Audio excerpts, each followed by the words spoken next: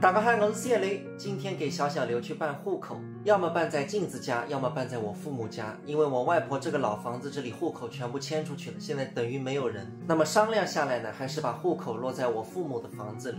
所以说今天要回一次家，因为办这个户口还要去父母家旁边的派出所。早上7点半，阿姨和镜子还没起床，我先吃早饭吧。这个粥是阿姨半夜起来烧的。早饭吃好了，现在先去买月子餐。今天的菜单月嫂已经写给我了，要买虾、猪肝、腰花还有空心菜。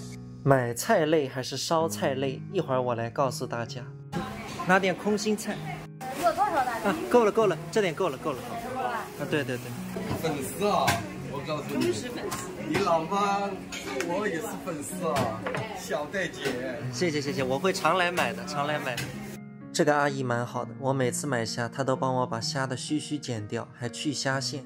买菜和烧菜哪个更累？很多家庭里夫妻是分着做这个事的，我2种都做过。我个人更喜欢买菜，因为你去菜场买菜啊，你买的不仅仅是菜，你还会收获很多情感上的东西。因为每一家摊主都想做你的生意，所以他们对你的态度就特别好。人和人之间是互相尊重的，那他们对我好，我也必定还以微笑。那有些摊主卖的贵，那我就去便宜的摊上买。所以我觉得买菜比烧菜有意思多了。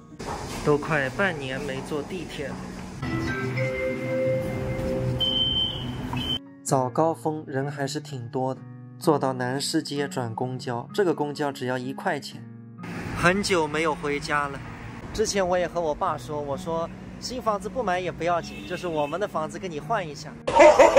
因为我父母这个房子确实学区来说应该是苏州比较好的，20小、西交大、园区10中都在这个房子周围500米内。现在就算我爸出钱，他也买不起他自己住的这个房子。上个月这里同户型的成交了2套，都要600万左右。所以这里给小刘读书是再好不过了。但是具体是买房子还是跟我爸爸这里换一换，家里还要再商量，因为毕竟离他读书还有7年的时间。今天我回家是拿这个房子的房产证，我也不知道为什么现在办小孩的户口还要房产证。幸好我提前打派出所电话问了一下，我爸爸已经放在床头了。哟，还给我2张花园饼屋的券。突然天降大雨，这么大的雨，完蛋了，我伞也没有带。但是这个雨啊，带了伞也没有用，我今天应该开车的。什么叫养育之恩？现在我有点理解了。长大之后我要给小刘看看，爸爸为了给你办户口，凌晨落汤鸡。只能打车去派出所了。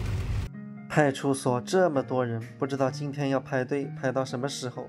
户口终于办好了，还好派出所里还比较顺利，虽然里面人多，但是基本上都是去搞身份证的，办户籍的不多。小孩出生了，事情一大堆，过2天要去办新生儿医保，